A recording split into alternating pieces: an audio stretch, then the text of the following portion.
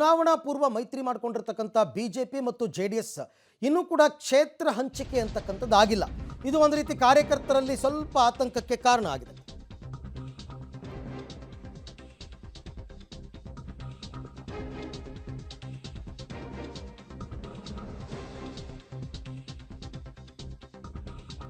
ಮೈತ್ರಿ ಫೈನಲ್ ಮಾತುಕತೆಗೆ ಇನ್ನೂ ಕೂಡ ಟೈಮ್ ಕೂಡಿ ಬಂದಿಲ್ಲ. 2 ಬಾರಿ ಬಿಜೆಪಿ ಹೈಕಮಾಂಡ್ ಜೊತೆ ಕುಮಾರಸ್ವಾಮಿ ಅವರು ಮಾತುಕತೆ ನಡೆಸಿದ್ದಾರೆ. ಈಗಾಗಲೇ ರಾಜ್ಯ ಬಿಜೆಪಿ ನಾಯಕರ ಮೂಲಕ ಬೇಗ ಕ್ಷೇತ್ರ ಫೈನಲ್ ಮಾಡಿ ಅಂತಕ್ಕಂಥ ಸಂದೇಶವನ್ನು ಕುಮಾರಸ್ವಾಮಿ ಅವರು ರವಾನೆ ಮಾಡಿದ್ದಾರೆ. ಹಾಗಾಗಿ ಬಿಜೆಪಿ ಹೈಕಮಾಂಡ್ ಕರೆಯ ನಿರೀಕ್ಷೆಯಲ್ಲಿದ್ದಾರೆ ಕುಮಾರಸ್ವಾಮಿ ಅವರು. ಯಾವಾಗ ಕಾಲ್ ಬರುತ್ತೆ, ಯಾವಾಗ ಡೆಲ್ಲಿಗೆ ಹೋಗ್ತೀವಿ. ಈಗಾಗಲೇ 2 ಸರ್ತಿ ಮಾತುಕತೆ ಆಗಿದೆ, ಬಟ್ ಕ್ಷೇತ್ರ ಫೈನಲ್ ಆಗಿಲ್ಲ. ಬೇಗ ಆದಷ್ಟು ಒಳ್ಳೆಯದು, ಚುನಾವಣೆಗೆ ತಯಾರಿಗಳು ಮಾಡ್ಕೋಬೇಕು. ಸೊ ಹಾಗಾಗಿ ಯಾವಾಗ ಮೈತ್ರಿ ಮಾತುಕತೆ ಅಂತ ನೋಡಿದ್ರೆ JDSಗೆ ಯಾವ ಕ್ಷೇತ್ರ ಅಂತ ಇನ್ನೂ ಕೂಡ ಫೈನಲ್ ಆಗಿಲ್ಲ. ಎಷ್ಟು ಕ್ಷೇತ್ರ ಅಂತಲೂ ಫೈನಲ್ ಆಗಿಲ್ಲ. ಕ್ಷೇತ್ರ ಫೈನಲ್ ಆದರೆ ಎಲೆಕ್ಷನ್ಗೆ ಸಿದ್ಧತೆ ಸುಲಭ ಆಗುತ್ತೆ, ನಿಜ ಅದು. ಕ್ಷೇತ್ರ ಫೈನಲ್ ಆದರೆ ಅಭ್ಯರ್ಥಿಗಳ ಆಯ್ಕೆ ಸುಲಭ ಆಗುತ್ತೆ, ಟೈಮ್ ಸಿಗುತ್ತೆ ಎಲ್ಲದಕ್ಕೂ ಕೂಡ. ಆದರೆ ತಡವಾದರೆ ಕೊನೆ ಗಳಿಗೆಯಲ್ಲಿ ಗೊಂದಲ ಆಗಬಹುದು.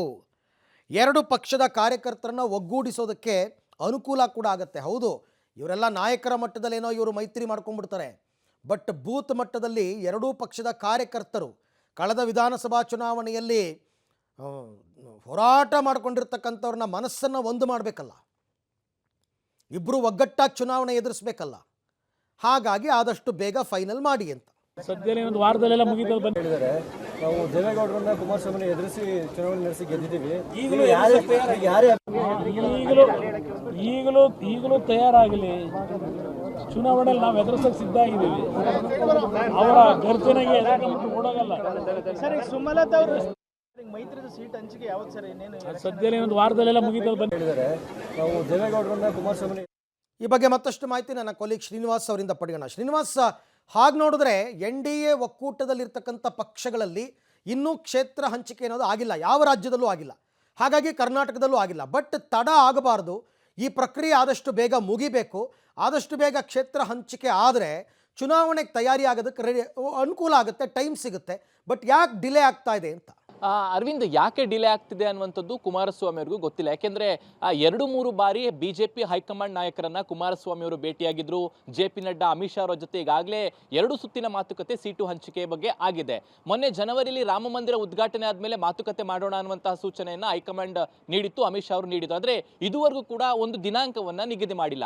ಹಾಗಾಗಿನೇ ಕುಮಾರಸ್ವಾಮಿ ಅವರು ರಾಜ್ಯ ನಾಯಕರು ಕೂಡ ಈ ಒಂದು ಸಂದೇಶವನ್ನು ಕೊಟ್ಟಿದ್ದಾರೆ, ಮತ್ತೆ ಕೇಂದ್ರ ನಾಯಕರಿಗೂ ಕೂಡ ಒಂದು ಸಂದೇಶ ಕೊಡುವಂತಹ ರವಾನೆ ಮಾಡುವಂತಹ ಕೆಲಸವನ್ನ ಮಾಡಿದ್ದಾರೆ.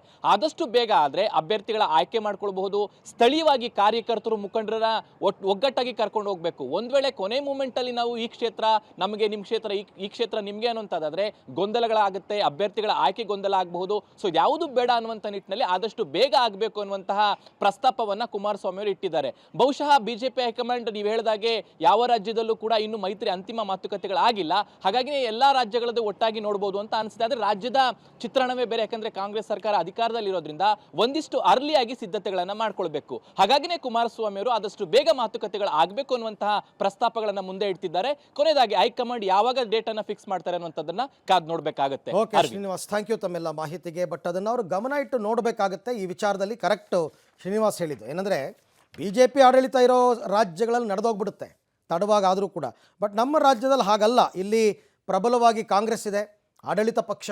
ಅವ್ರನ್ನ ಎದುರಿಸಬೇಕು ಅಂತಂದರೆ ಪೂರ್ವ ತಯಾರಿಗಳಿಗೆ ಸಮಯ ಬೇಕಾಗುತ್ತೆ. ಆ ಸಮಯದ ಜೊತೆಗೆ ಮನಸ್ತಾಪಗಳನ್ನು ಬಗೆಹರಿಸಬೇಕಾಗತ್ತೆ. ಆದಷ್ಟು ಬೇಗ ಈ ಕೆಲಸ ಆಗಬೇಕಷ್ಟೆ.